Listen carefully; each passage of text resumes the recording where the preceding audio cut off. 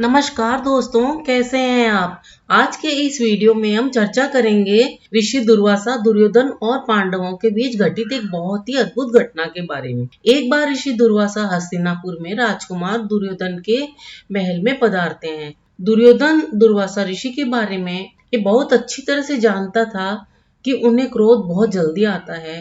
दुर्योधन ऋषि मुनियों को खुश करना भी बहुत अच्छी तरह से जानता था। वह यह सब इसलिए करता था ताकि ऋषि मुनि उससे खुश होकर उसे वरदान दे दे। लेकिन दुर्वासा ऋषि के बारे में दुर्योधन जानता था कि अगर ऋषिवर किसी बात से नाराज हो जाते हैं तो किसी को भी भयंकर श्राप दे देते हैं। तो दुर्योधन ने इस बात को ध्यान में रखते हुए अपने दुश्मन पांडव भाइयों से बदला लेने के लिए एक योजना बनाई। दुर्वासा जी जब दुर्योधन के महल में आए थे उस समय पांडव अपना वनवास समय काट रहे थे। दुर्योधन ने तभी ऋषिवर को अपने बड़े भाई युधिष्ठिर की कुटिया में जाने का बोला, क्योंकि दुर्योधन को ये अंदाज था कि जिस समय दुर्वासा ऋषि उनकी कुटिया में जाएंगे उस समय तक द्रौपदी सबको भोजन करा चुकी होगी और वह पांडवों के पास ऋषि को खिलाने के लिए कुछ भी नहीं होगा। ऋषि दुर्वासा दुर्योधन के कहने पर पांडवों से मिलने वन में उनकी कुटिया में चले जाते हैं।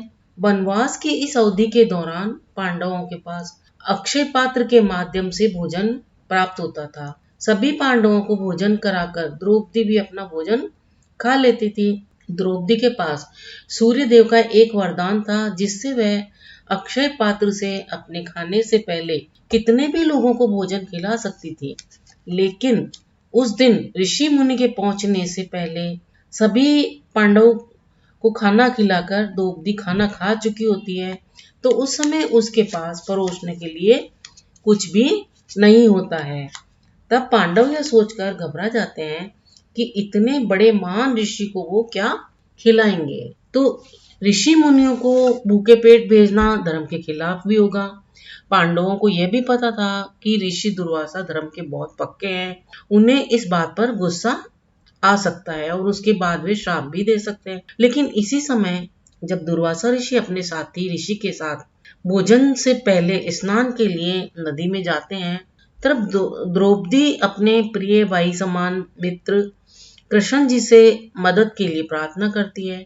तो कृष्ण जी उसी समय तुरंत द्रौपदी की मदद के लिए प्रकट हो जाते हैं और द्रौपदी कृष्ण जी से दुर्वासा ऋषि को खिलाने के लिए भोजन की मांग करती है। तब कृष्ण जी द्रौपदी को अक्षय पात्र सामने लाने का कहते हैं।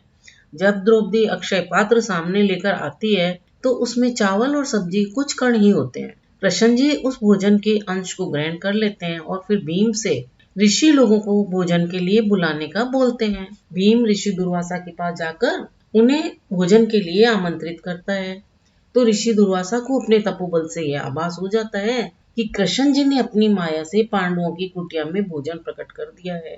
तो ऋषि दुर्वासा और उनके अनुयायियों को उस समय भूख नहीं होती है। वे तो दुर्योधन के कहने पर पांडवों की परीक्षा लेने आते हैं। पांडवों की कुटिया में 56 तरह के भोजन ऋषियों के लिए तैयार हो जाते हैं। ऋषि को जब इस बात का एहसास होता है तो वे नहीं चाहते कि भोजन का अपमान हो, इसीलिए वे नदी के किनारे से ही अपने रास्ते आगे बढ़ जाते हैं। इस तरह से भगवान श्री कृष्ण जी की सहायता से दुर्योधन ने जो योजना ऋषि दुर्वासा द्वारा पांडवों पर भोजन नहीं कराने पर श्राप देने की थी वह विफल हो गई और इस तरह से भगवान कृष्ण जी की सहायता से पांडवों को उन्होंने इस परीक्षा में सफलता दिला दी। दोस्तों, सच भी है कि जिसकी सहायता भगवान करते हैं वह सभी परिस्थितियों में बच निकलता है। साथियों, आपको ये जानकारी कैसी लगी? अगर अच्छी लगी हो तो आगे शेयर करें, वीडियो को सपोर्ट करें एवं सब्सक्राइब भी कर लें। अपना अमूल्य समय देकर वीडियो देखने के लिए आपको बहुत बहुत धन्यवाद।